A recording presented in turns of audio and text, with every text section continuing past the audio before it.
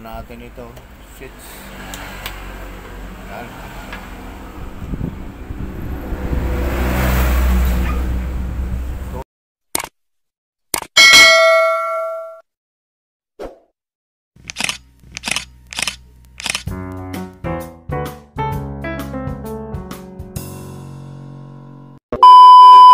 Re-repair tayo mga ka-vibes, electric pan, no? Kaya tatak, oh. Wall pan yan. Ngayon ayaw siyang umandar. Pinutol na ng may-ari itong cord niya. Ayan, oh. Saksak natin dito sa 110 anti-slide. Tapos i-on natin itong switch.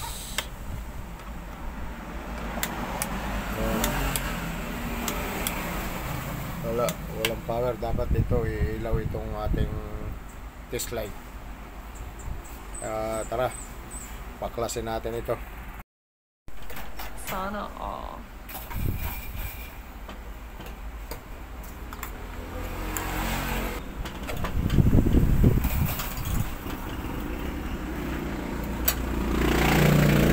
Lagyan na lang ito ng plastic.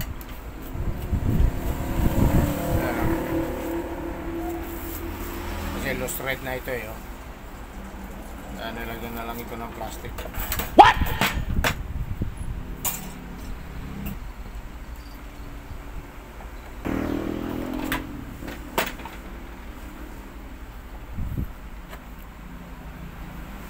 Ang anting-anting.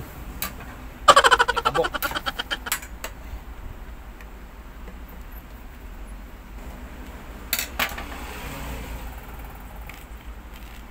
Ayun, baklasin natin ito.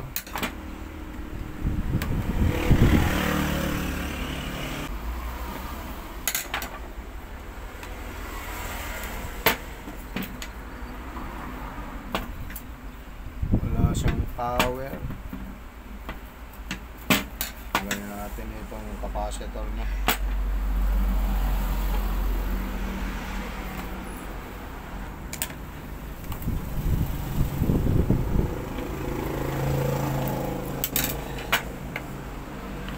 Tapos ito,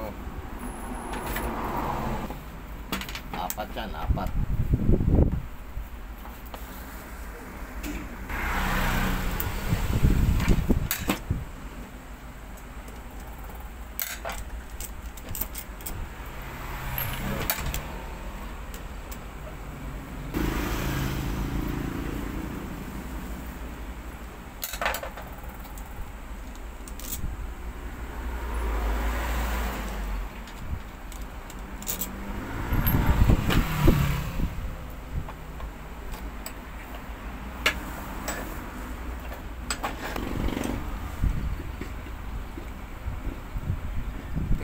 Natin ngayon dito kung open yung sa linya niya kasi wala siyang power, eh.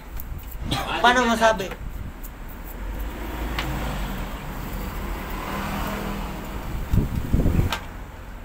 Tuloy natin itong cable tie stick.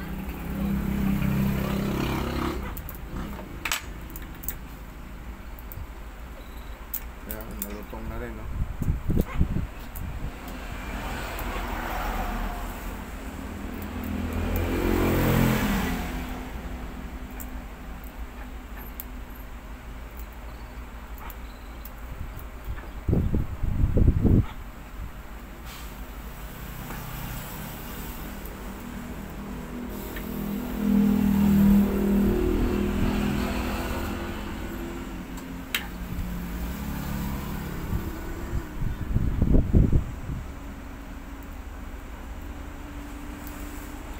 Natin ngayon itong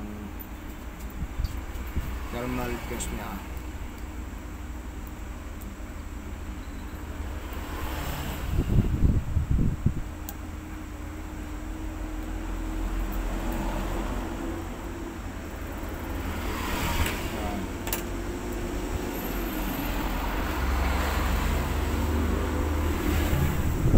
Ayun, ang gawin natin, testingin natin yung thermal fuse niya. Okay, ito yung test light nya. Yan. Tapos itong service cord, saksak natin dito.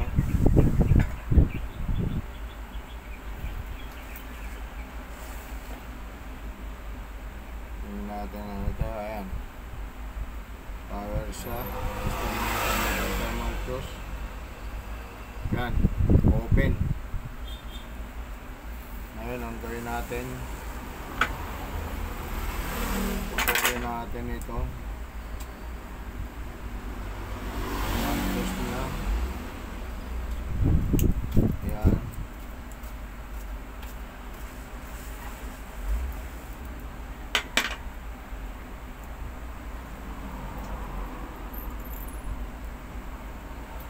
Direkta ngayon natin. Pwede naman itong rekta, pwede rin palitan natin ng thermal fuse.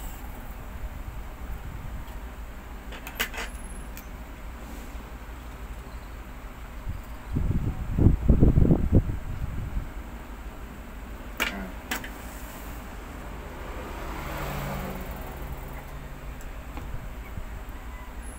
Madaling repairan lang ito. Yan.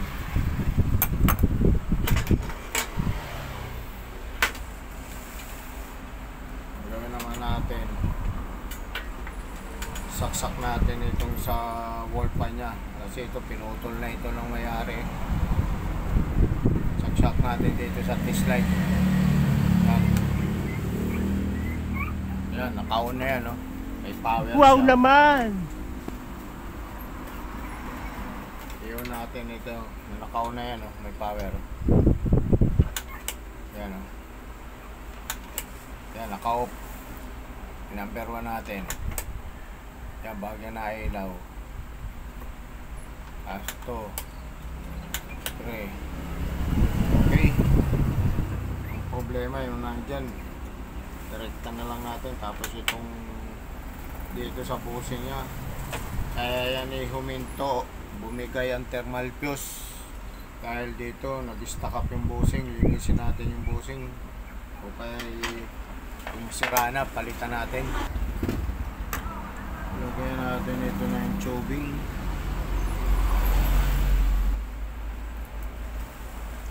Tapos talian natin ang cable tie.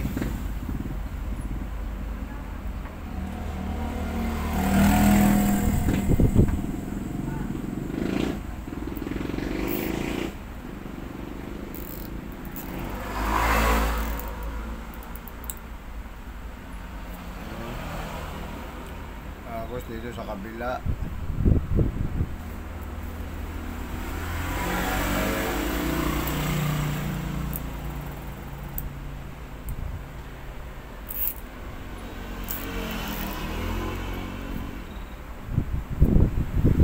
yan. Natin.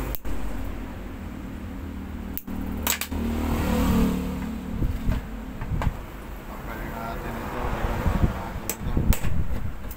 Gawin natin yung shafting.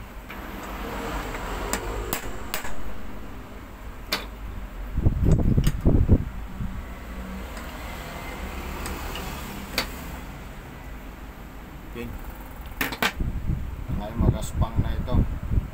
Gawin natin, lihain natin ito. Gawin natin itong shafting. Kasi pag magaspang yan, pag inilabas mo dito sa bushing, pinersa mo, masisira yung bushing nya. Kailangan hindi siya magaspang. Ano, pag dinandahan mo ganyan, kutang lumalabas siya. Yan, kasi pag magaspang ito, dito sa pinaglagyan ng pin, masisira itong bushing natin. Daming anting-anting. Ito, pinakang panya, tanggalin na natin itong bilog na ito kasi nakakasagabal ito sa balikabok. Di totoo yan. Tira na lang natin yung pinakang panya.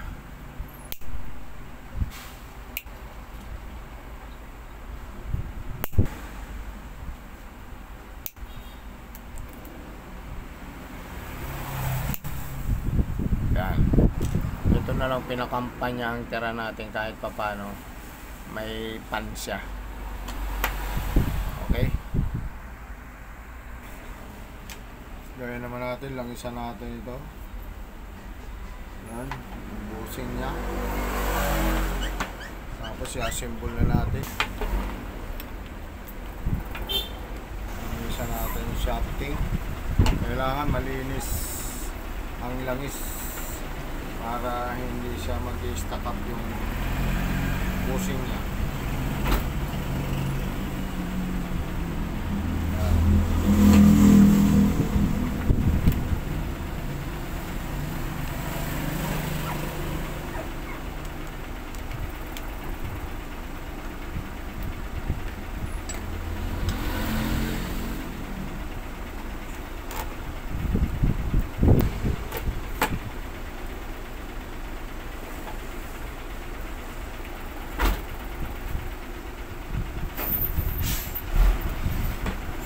Tornilyoan natin ngayon ng 4 na tornilyo. Lagay na natin yung 4 na tornilyo. Lagyan natin.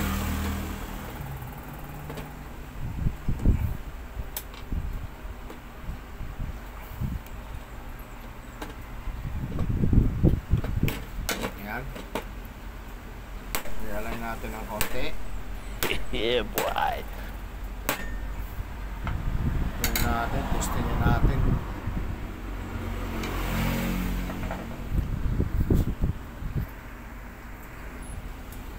Ayusin muna natin itong duktong niya kasi bago natin testing.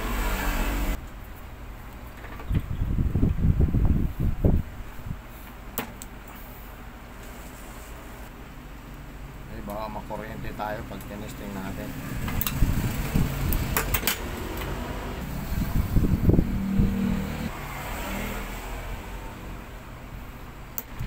Para tingnan.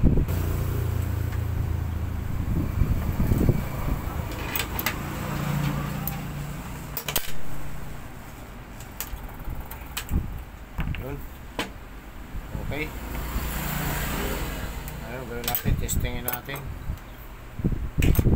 Lagyan natin itong shafting ng tape para nakikita natin umiikot.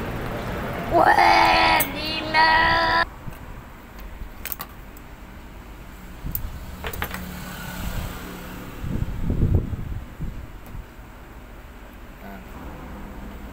Testing natin dito sa twist light. Saksak natin. Iyon natin ito. Natin sa 1. Ayan, umiikot oh. Wow! Tapos to, tapos wala nang ilaw kasi pagka nakahinto yan, pinigilan mo rito, may bahagyang ilaw yan oh.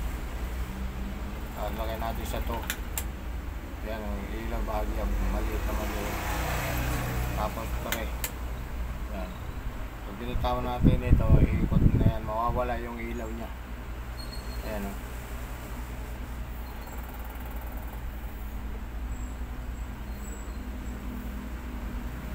Okay. Yan natin, assemble natin.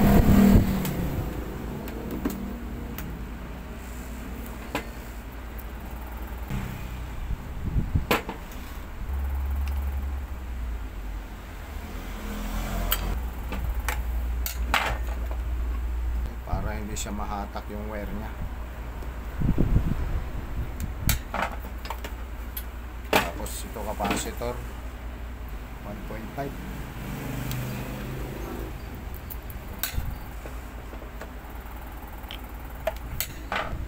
Okay. Tapos itong pin. Ayan natin yung pin.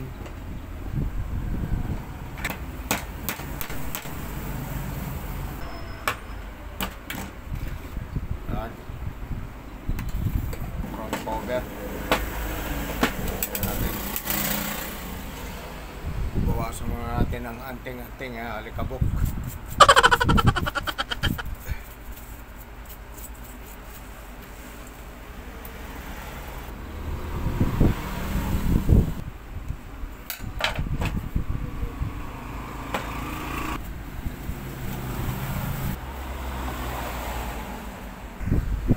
natin yung back-over. Ito naman.